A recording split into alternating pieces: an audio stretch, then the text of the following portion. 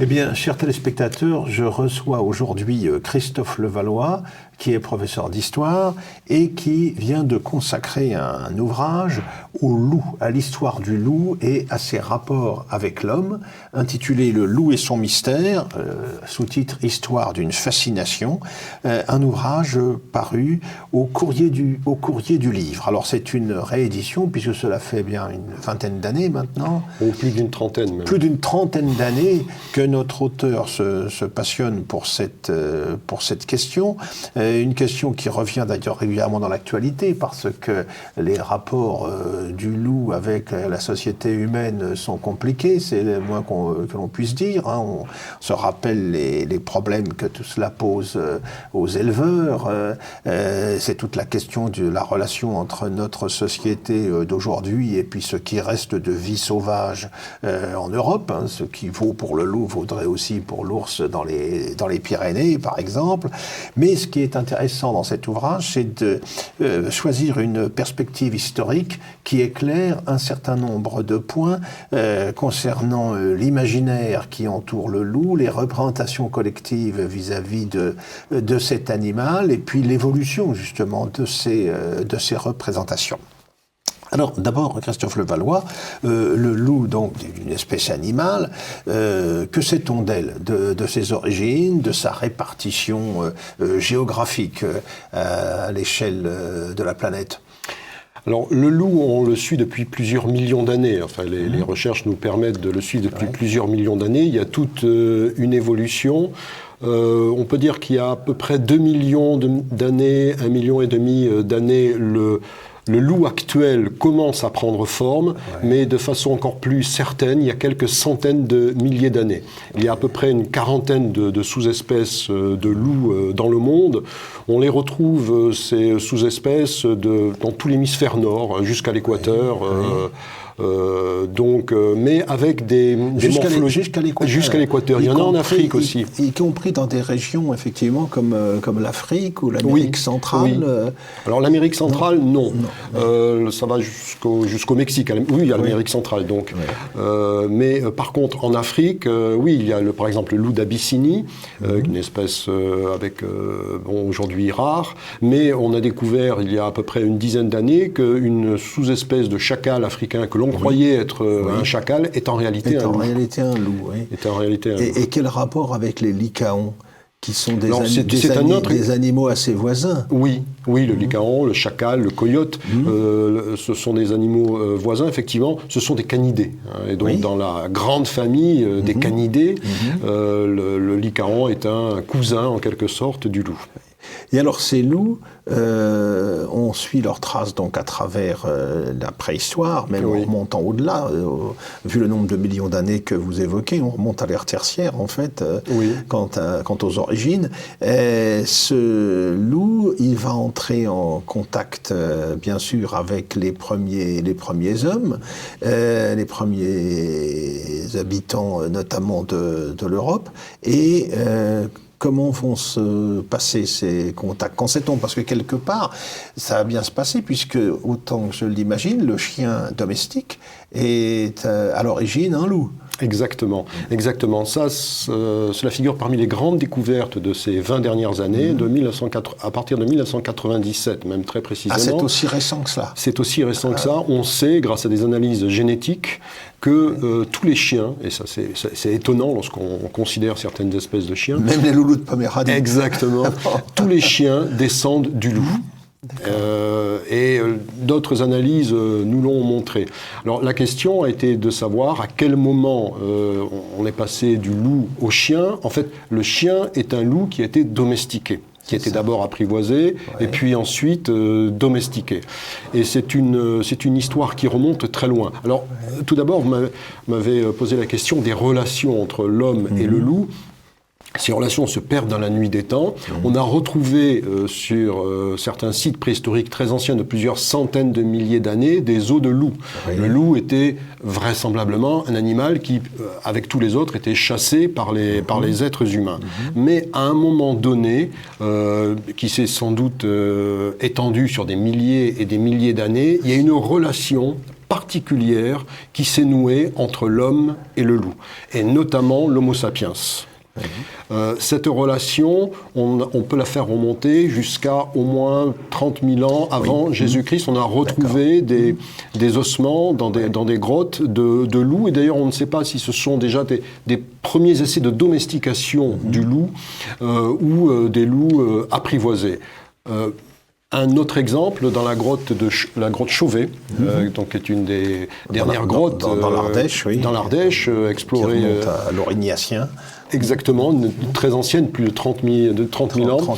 On a retrouvé, c'est quelque chose de très étonnant, on a retrouvé les traces d'un jeune garçon, ce sont les plus anciennes empreintes humaines d'un enfant de 8 ans, à peu près, d'une taille d'1,30 m, des traces très nettement marquées sur le sol, que l'on suit sur à peu près 70 mètres, dans un endroit très reculé de la grotte. Or, il se trouve qu'on a retrouvé également, en même temps, en parallèle, des traces d'un canidé, et les spécialistes s'interroge pour savoir est-ce que c'est déjà un chien, un grand chien, ou encore un loup. Et on a daté ces traces de 26 000 ans avant Jésus-Christ. Donc il est fort possible que en Ardèche, aujourd'hui, dans cette grotte Chauvet, un enfant ait voulu explorer un endroit reculé de la grotte, accompagné peut-être déjà d'un chien préhistorique. Vous voyez, 26 000 ans avant Jésus-Christ, déjà il y avait... Ça remonte très loin en arrière. Ça remonte très loin. Pendant longtemps, on admettait que la domestication du chien, qui était le premier animal domestiqué par l'homme,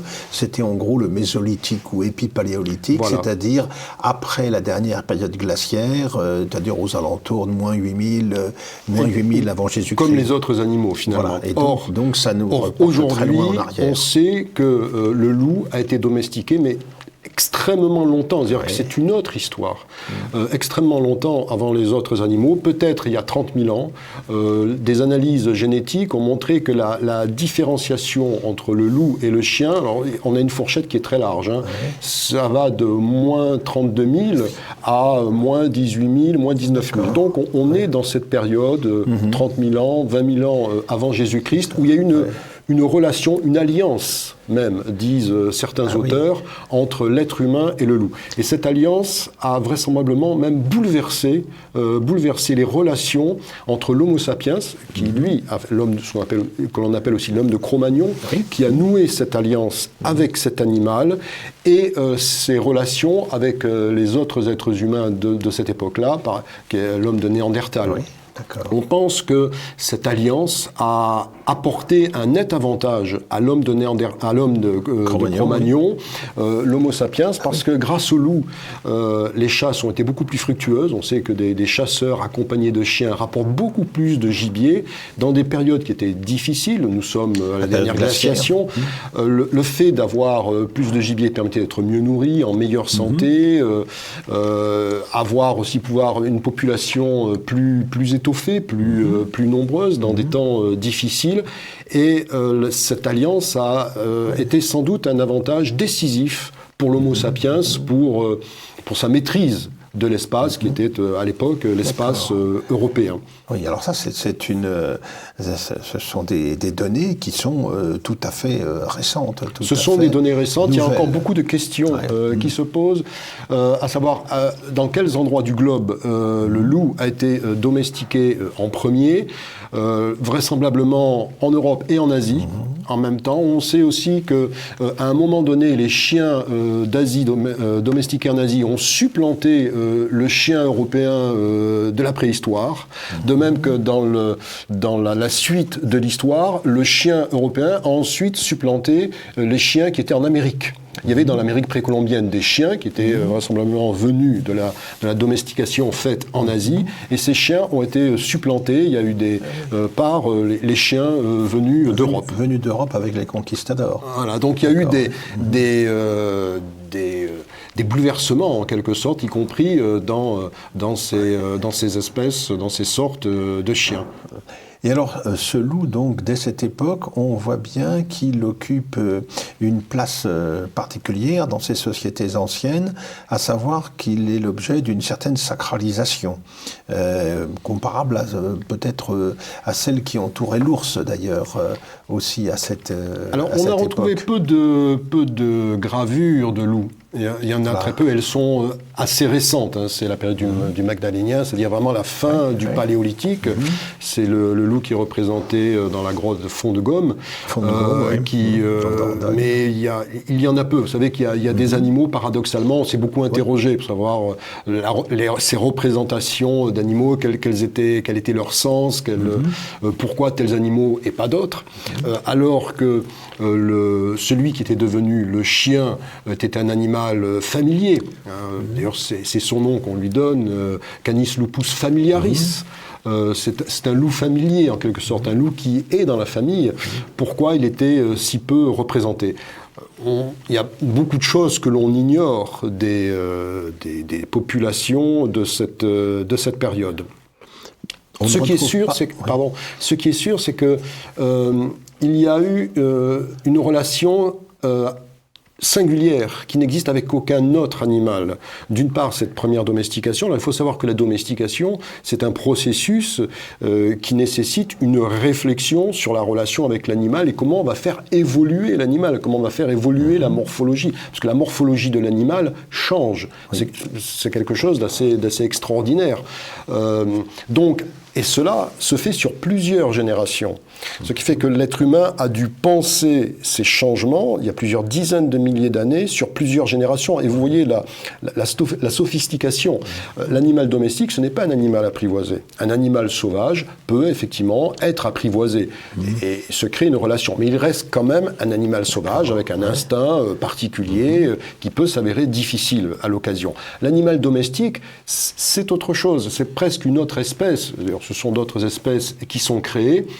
Et cet animal domestique, donc ce loup, finalement, est entré dans la famille humaine, dans l'intimité des êtres humains. Alors on pense que cela a pu se faire parce que les êtres humains ont compris que le loup est finalement l'animal le plus proche de l'être humain. Certes, d'un point de vue de l'ADN, les singes sont plus proches de nous, mais d'un point de vue du comportement social, pourrait-on dire, du comportement collectif, le loup est incontestablement l'animal qui est le plus proche de l'être humain. La façon dont la meute est structurée, la façon dont la meute est organisée, le loup est aussi un des animaux qui est un chasseur collectif. Il chasse en groupe comme l'être humain. Il y avait un parallèle très fort entre les petites sociétés humaines de cette époque du Paléolithique, leur manière de vivre en semi-nomadisme, par exemple, et puis les meutes de loups. Les meutes de loups vivent en semi-nomadisme. Elles gèrent un territoire. Et puis, elles exploitent ce territoire en fonction des ressources, exactement comme le faisaient les êtres humains, avec le couple alpha, avec une relation hiérarchique, avec des liens extrêmement forts entre les membres de la tribu pour les êtres humains et les membres de la meute aussi pour les loups. Et cela n'a pas échappé à nos très très très lointains ancêtres. Et c'est pourquoi certains auteurs ont parlé d'alliance, vraiment. Dire que l'animal aussi a accepté, mais c'était parce que c'est un animal, tous les animaux ne peuvent pas être domestiqués.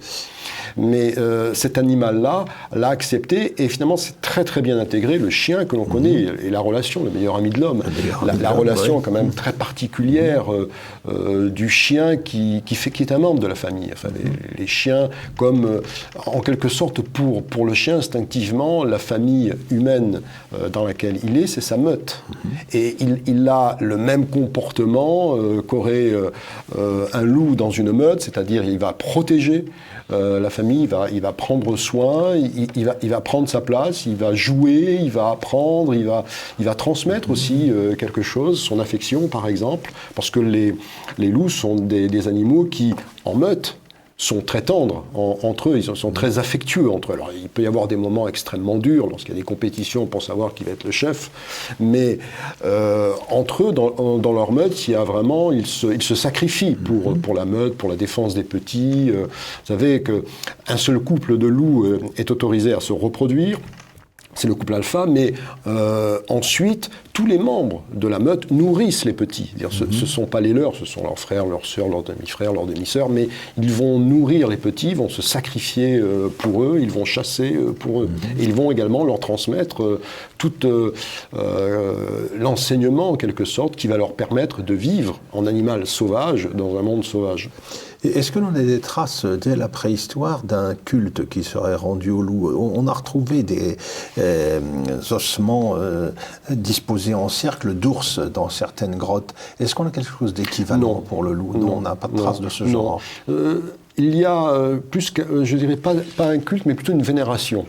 Une vénération, une estime, une admiration chez certains peuples pour le loup. Le loup peut être un modèle, notamment dans les populations qui sont nomades ou semi-nomades.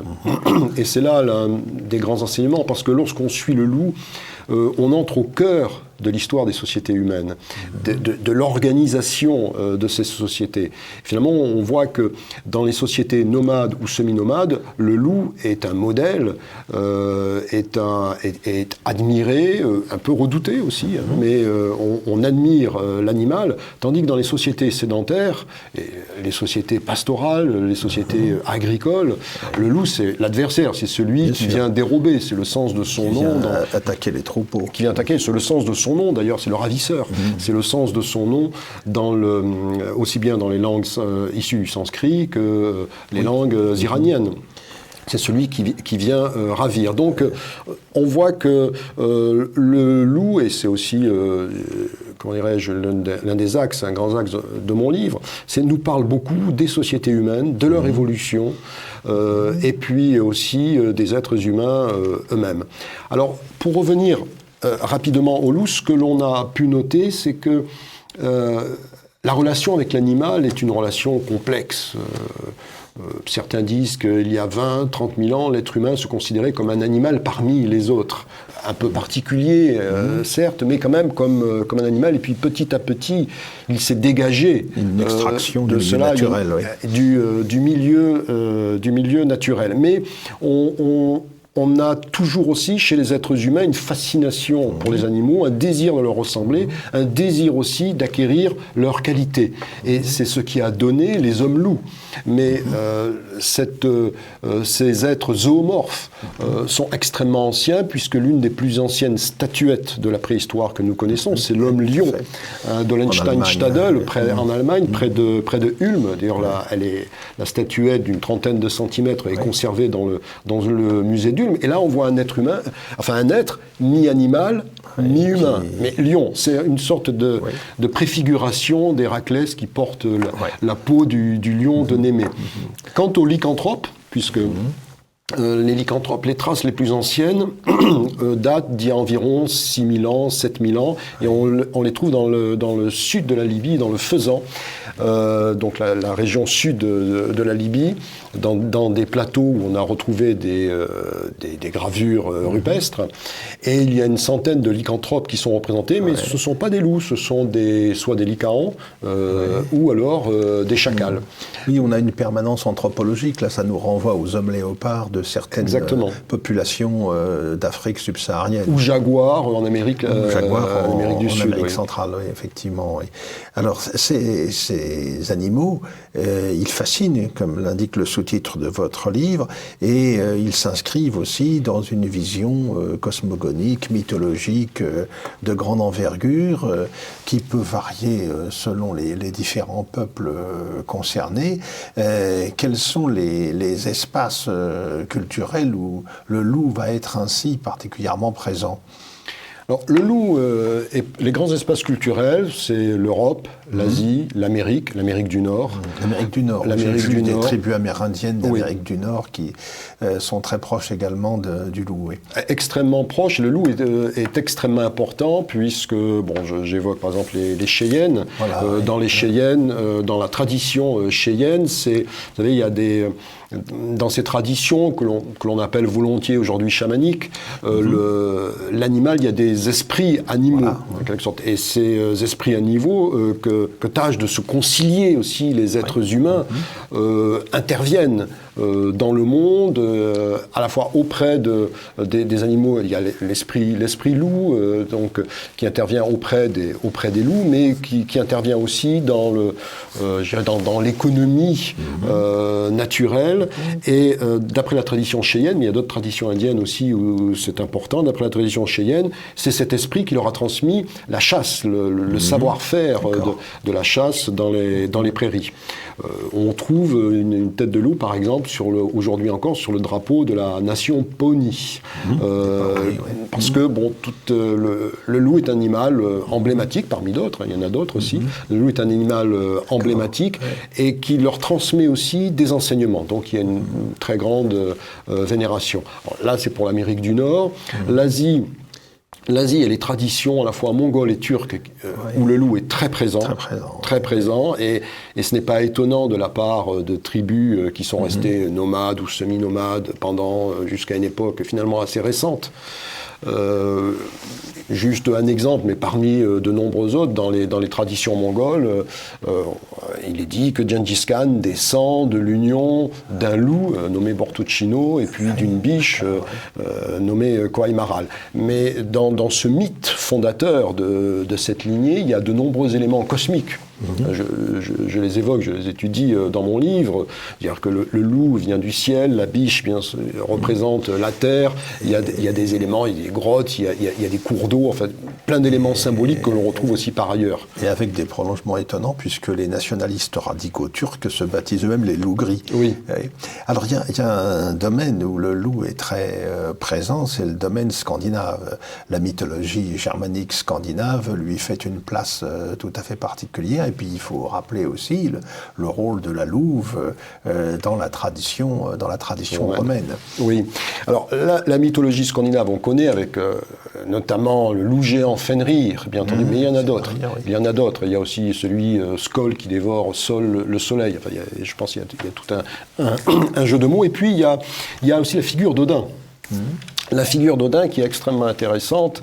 Parce que je pense qu'il y a tout un enseignement qui est transmis en cela. Parce que Odin, vous savez, il a 2 loups à ses pieds, Geri et Freki, glouton et vorace. Et puis il a aussi 2 corbeaux au niveau des épaules, Hugin et Munin. Donc Hugin, c'est la pensée, l'esprit, Munin, c'est la mémoire. Et puis lui, il est en quelque sorte au milieu comme un axe.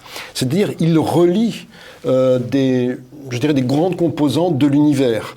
À la fois ce qui est renouvellement par le glouton, par le vorace, la voracité par rapport à la matière, mais aussi le renouvellement de toute forme du monde. Et puis l'aspect spirituel avec l'esprit, avec la mémoire aussi, qui est extrêmement important. Et lui, il fait le lien entre tout cela. Odin, qui par ailleurs est appelé le père de tous, c'est-à-dire vraiment le créateur du monde, et lui, pourtant, créateur du monde, est dévoré par le loup géant par excellence, qui est l'image de l'enfer, qui est l'image de la destruction, qui est l'image de la fin de cycle, qui est Fenrir. Ce qui est aussi étonnant parmi les nombreuses choses que j'évoque, c'est que les dieux scandinaves savent dès le début quelle va être leur fin, quel va être leur destin. Alors, Ragnarök, c'est le destin des dieux. Quel va être leur destin? Et malgré cela, ils ne tuent pas Fenrir. Mais ils l'enchaînent, et ça dure un temps, ils l'enchaînent, mais ils ne le tuent pas. C'est aussi, ça fait partie des choses qui nous interrogent, pourrait-on dire. Les apocalypses nécessaires. Exactement.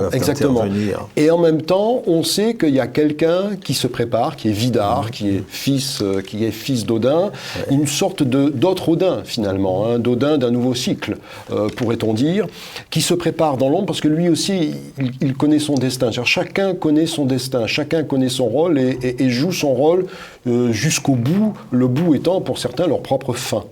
Là aussi, c'est un personnage extrêmement intéressant, Vidar, qui nous transmet beaucoup d'enseignements parce que c'est celui qui se tient à l'écart du monde, mais qui, se tenant à l'écart du monde, se prépare pour le monde à venir.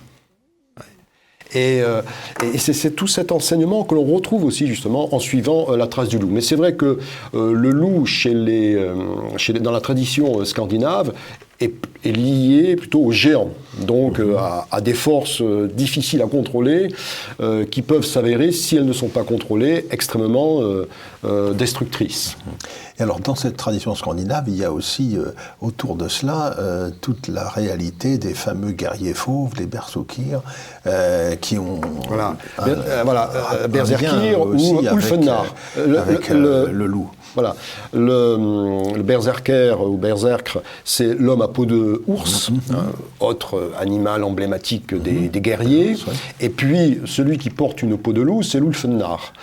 Donc, l'homme qui s'est revêtu.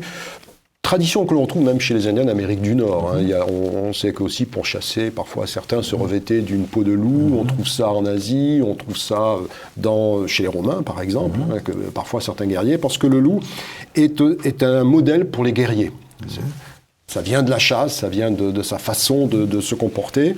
Et effectivement, ces guerriers scandinaves très forts, on voit ça. Mais vous savez, ces hommes loups, finalement, chez les lycanthropes, je vous ai évoqué tout à l'heure les lycanthropes de Libye. Or, dans les représentations, on voit ces lycanthropes qui portent des rhinocéros. C'est-à-dire qui ont une force colossale. C'est ce que nous disent les textes scandinaves. Herculéenne.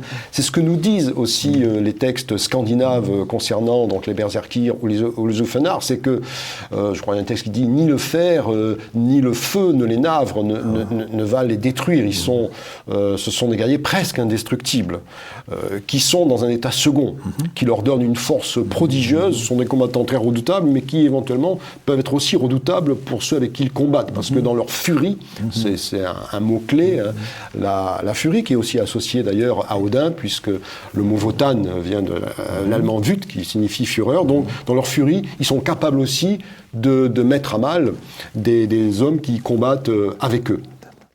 Alors, ce panorama, ce survol du loup et des diverses représentations qu'il a engendrées, vous en trouverez tous les détails dans Le loup et son mystère. Donc, Histoire d'une fascination par Christophe Levallois, donc paru aux éditions du Courrier du Livre. Merci Christophe Levallois. Merci à vous.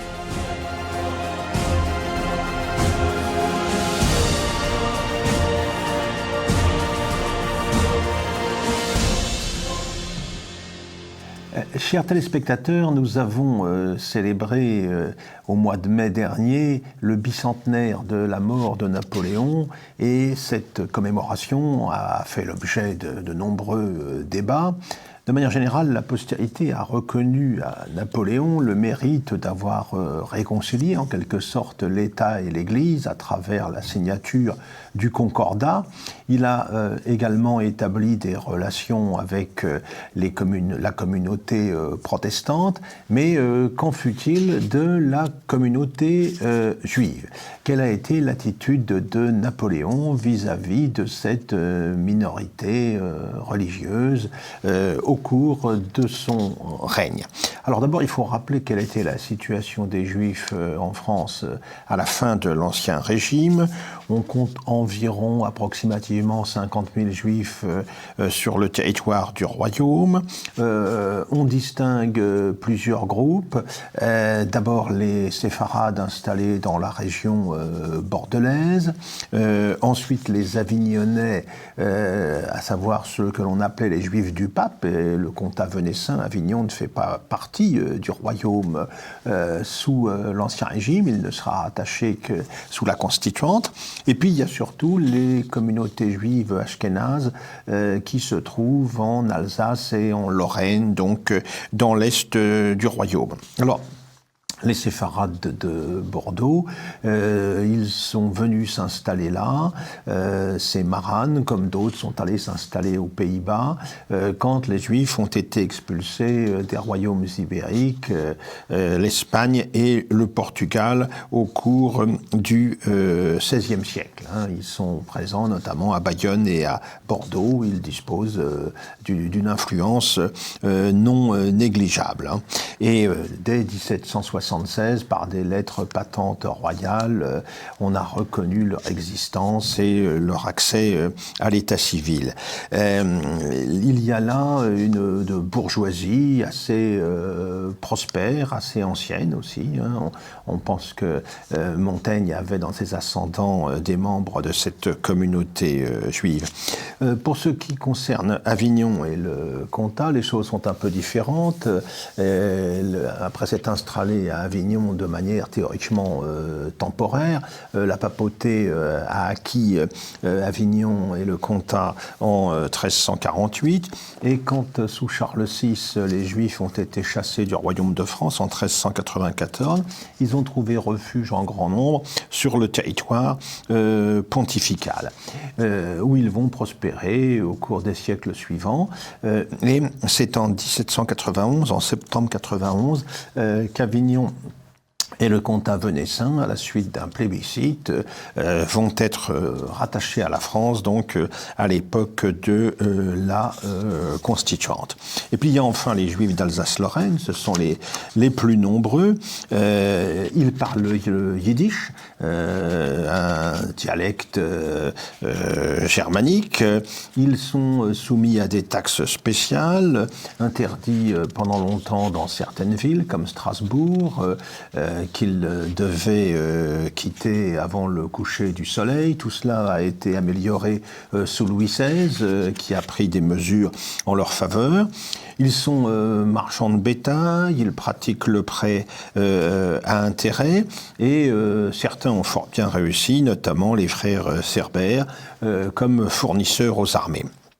En revanche, là, dans cette région, la population locale leur est généralement hostile, et le roi même cherche à limiter leur nombre pour répondre aux demandes de la dite population locale.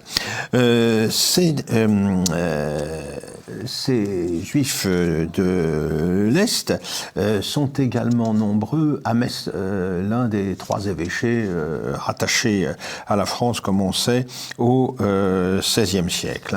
À Paris, ils ne sont que quelques centaines originaires justement de ces régions de l'Est. Alors dans ce contexte, le siècle des Lumières va poser la question de leur émancipation.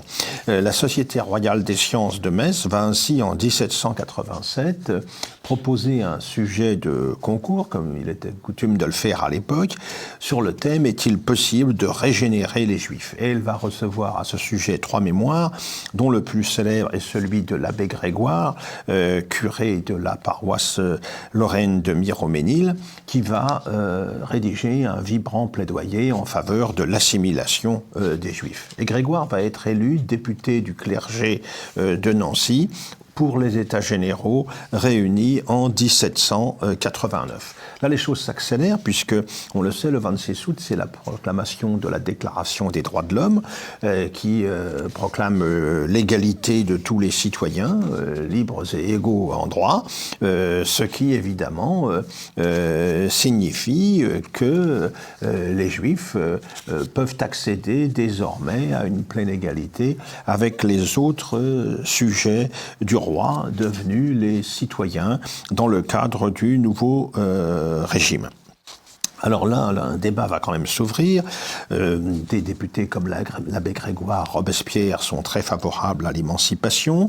À l'inverse, en face, il y a l'abbé Maury, monseigneur de la Fare, évêque de Nancy, rebelle, député d'Alsace, qui sont opposés. Les droits de citoyens sont reconnus aux Juifs de Bayonne, d'Avignon et du Comtat et de Bordeaux. Mais en revanche, les Juifs de l'Est, eux, protestent parce qu'ils ne sont pas prévus dans ces premières mesures.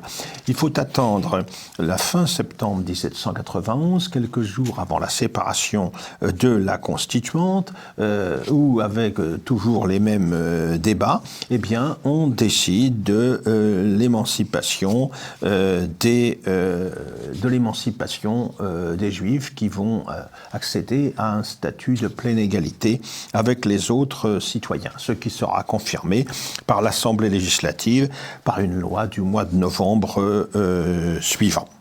Alors, les choses donc avancent, s'améliorent, la qualité de citoyen est ainsi acquise. cas à peu près unique dans le monde. Seuls les États-Unis ont accordé la liberté et l'égalité aux Juifs à cette époque. Il n'y a pas de véritable égalité encore en Angleterre et en Hollande. Ils sont toujours interdits en Espagne et dans la quasi-totalité des autres États, des mesures discriminatoires ou des statuts discriminatoires persistent. Ce succès obtenu pour eux en France n'exclut pas cependant que des problèmes subsistent, persistent. Ils ne sont pas assimilés véritablement pour autant. Il y a une hostilité de la population qui se confirme. On leur reproche la spéculation, puisqu'ils ont été pendant longtemps spécialisés dans le prêt et dans l'usure. On leur reproche leur langue, le yiddish, qui en fait des suspects de sympathie pour l'ennemi prussien ou autrichien à partir de 1792. On les suspecte d'avoir profité indûment de la vente des biens nationaux. Sous la terreur, certains sont inquiétés et visés par la terreur, non pas du tout en raison de leur religion, bien sûr, mais parce qu'ils se retrouvent accusés d'accaparement.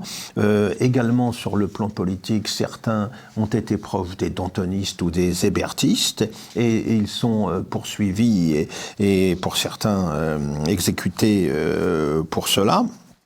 Alors les choses s'améliorent sensiblement à l'époque du Directoire, une fois que la phase terroriste de la Révolution est terminée, et finalement l'émancipation là commence à s'installer pour de bon, d'autant que dans les territoires conquis par les armées de la Révolution, eh bien cette avancée également se confirme.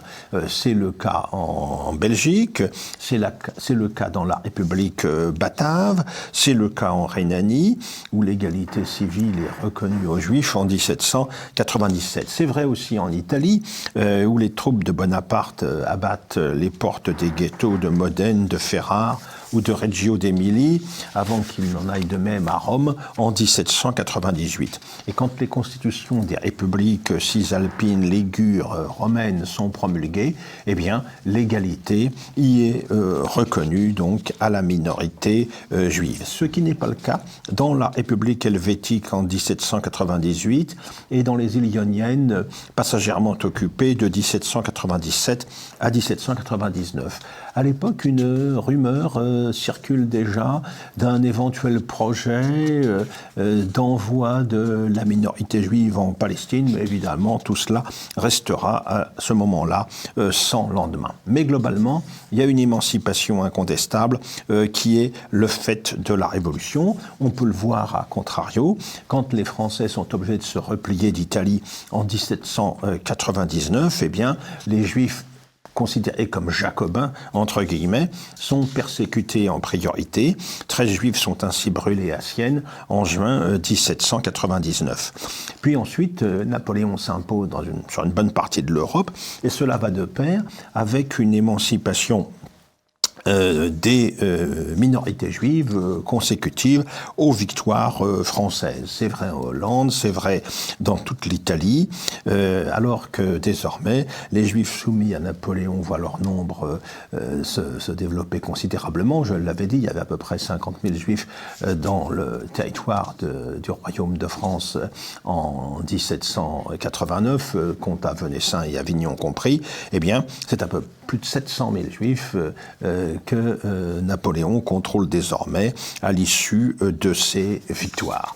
D'où le souci de mettre en place un système établissant une relation stable avec cette minorité, analogue à ce qui a été fait avec les protestants, analogue à ce qui a été fait à une bien plus grande échelle, évidemment, avec l'Église catholique, à travers le Concordat. Alors les choses sont un petit peu compliquées parce que Portalis, le grand juriste de Napoléon, considère que les Juifs sont un peuple et non pas une religion. Donc la situation, selon lui, est de nature différente et il ne souhaite pas, par exemple, que les ministres du culte soient payés par l'État, à la différence de ce qui s'est passé pour les prêtres catholiques et les pasteurs protestants. Alors, en attendant, les conquêtes se poursuivent. On va avoir un nombre de Juifs de plus en plus important qui vont passer sous l'autorité de la France napoléonienne. Et de ce fait, en juillet 1806, eh bien, l'empereur va organiser une réunion de 111 délégués qui vont constituer une assemblée, et une assemblée qui va travailler jusqu'en avril 1807 pour résoudre un certain nombre de questions, les mariages, la question de l'usure, la citoyenneté, le statut des rabbins, etc. On va réussir à obtenir des réponses satisfaisantes sur tous ces points, et tout cela va trouver sa conclusion avec la création du Grand Sanhédrin. Napoléon reprend le nom d'un tribunal juif remontant à l'Antiquité, qui va être l'institution principale qui va décider de l'évolution de la situation. Ce Grand Sanhédrin, il compte 71 membres, dont 45 rabbins. Il va se réunir en août-septembre 1806, sous l'autorité de Champagny, le ministre de l'Intérieur, qui désigne son président. Et cette assemblée a vocation à organiser donc le culte juif, à superviser la question des mariages. Au départ, Napoléon souhaitait qu'il y ait des mariages mixtes pour favoriser l'assimilation, mais il renoncera bientôt à cette exigence. On admet également que les Juifs devront le service militaire, au même titre que les autres Français. Et finalement, en février 1807, en février-mars 1807, eh bien, le Grand Sanhédrin va publier ses diverses conclusions, et les Juifs peuvent se dire satisfaits de Napoléon, qui est comparé à un nouveau Cyrus, l'empereur perse, qui avait délivré les Juifs de la captivité de Babylone au cours de l'Antiquité. Des décrets de mars et juillet 1808 viennent organiser précisément le culte, organiser les consistoires également, mettre en place le statut des rabbins qui désormais, alors qu'ils n'étaient pas payés par l'État, vont recevoir un soutien de celui-ci, mais rien à voir cependant avec les traitements que reçoivent les prêtres catholiques et les pasteurs protestants. On se met d'accord également sur les déclarations à l'état civil, auxquelles vont accéder désormais les Juifs par le décret du 20 juillet 1808. Napoléon continue en fait l'œuvre engagée et accomplie par la Révolution à partir de 1789, œuvre qui a pour objectif, qui a pour but l'assimilation de cette minorité juive, même si la spécificité de la communauté concernée, évidemment, fait que les choses vont se révéler un petit peu plus compliquées.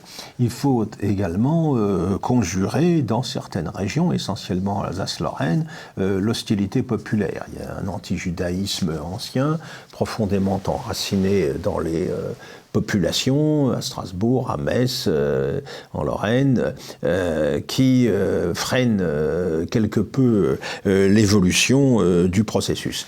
Mais de manière générale, le grand historien de la Révolution et de l'Empire, Jacques Godchaux, considère que Napoléon a incontestablement contribué à l'assimilation. Je l'ai dit, déjà certaines mesures avaient été prises à l'époque de Louis XVI, en faveur notamment des Juifs de Strasbourg. Il y avait eu ensuite les décisions de l'Assemblée constituante et de l'Assemblée législative. Il y avait eu l'émancipation des communautés juives dans les différents territoires conquis par les armées de la Révolution. Et il y a eu au final cette organisation méthodique des relations entre l'État et la communauté juive voulue par Napoléon. au bout du compte, c'est l'émancipation de cette minorité qui va ainsi pouvoir, tout au long du XIXe siècle, prospérer en France, et avec parfois des réussites tout à fait spectaculaires.